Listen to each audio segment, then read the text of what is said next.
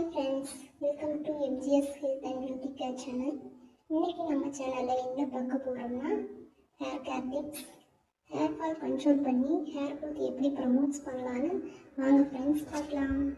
வீடியோக்குள்ளே போகிறதுக்கு முன்னாடி நம்ம சேனலை சப்ஸ்கிரைப் பண்ணி பக்கத்தில் உள்ள பெல் ஐக்கான் கிளிக் பண்ணி ஆளுங்கிற ஆப்ஷன் கிளிக் பண்ணிக்கோங்க. அப்போ தான் நம்ம போடுற வீடியோஸ் எல்லாம் உங்களை வந்து சேரும். ஓகே ஃப்ரெண்ட்ஸ், வாங்க வீடியோக்குள்ளே போகலாம். ஃபஸ்ட்டு ஹேர் ஃபால் கண்ட்ரோல் பண்ணி ஹேர் க்ரோத் பண்ண என்னென்ன உணவுகள் எடுத்துக்கலான்னு பார்க்கலாம். அன்றாட லைஃப்பில் நம்ம சாப்பிடக்கூடிய கருவேப்பிலை வந்து உணவில் வந்து அதிகமாக சேர்த்திக்கோங்க, ஒதுக்கி வைக்காதீங்க. டெய்லி ஒரு கொத்து கருவேப்பிலை சாப்பிட்டு வந்தீங்கன்னா க்ரே ஹேர், ஒயிட் ஹேர் வராது, பிளாக் ஹேர் நல்லா வரும். அடுத்து பார்த்தீங்கன்னா நெல்லிக்காய், டெய்லி ஒரு நெல்லிக்காயாவது சாப்பிட்டு வாங்க, அது வந்து ஹேருக்கு ரொம்ப நல்லது. அடுத்து கீரை வகைகள், காய்கறிகள் எல்லாம் நல்லா எடுத்துக்கோங்க. கீரையில் வந்து முருங்கைக்கீரை வந்து வாரத்துக்கு 2 டைம் பொரியல் மாதிரி பண்ணியோ இல்லை முருங்கைக்கீரை சூப் மாதிரி வச்சு குடிச்சிட்டு வாங்க. அயன் கண்டென்ட், இரும்புச்சத்து அது நிறையவே இருக்குது. ஹேர் ஃபால் கண்ட்ரோல் பண்ணி ஹேர் நல்லா ப்ரமோட் பண்ணும்.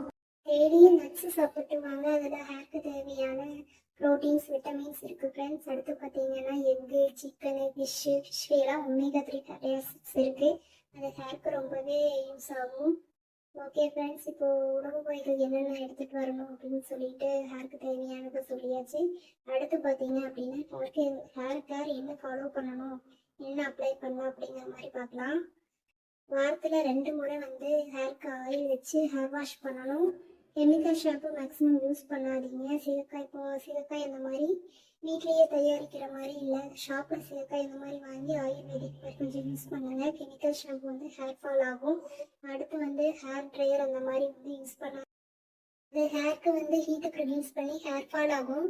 அடுத்து பார்த்தீங்கன்னா ஹேருக்கு வந்து முட்டையோட வெள்ளைக்கறி யூஸ் பண்ணி ஹேர் வாஷ் பண்ணிட்டு வந்தீங்கன்னா ஹேர் வந்து சில்கி ஸ்மூத்தியாக இருக்கும்.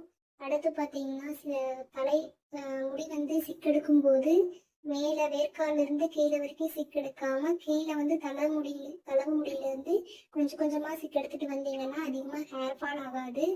நம்ம யூஸ் பண்ணுற சீப்பை வந்து பிளாஸ்டிக் சீப்பை யூஸ் பண்ணாமல் குட்டன் சீப்பை யூஸ் பண்ணீங்க அப்படின்னா ஹேர் ஃபால் வந்து நல்லா கம்மியாகும். பிளாஸ்டிக் சீப் யூஸ் பண்ணும்போது ஸ்கேல்பில் வந்து ஹீட் அதிகமாக ப்ரொடியூஸ் ஆகிறதாலையும் ஹேர் ஃபால் ஆகலாம்.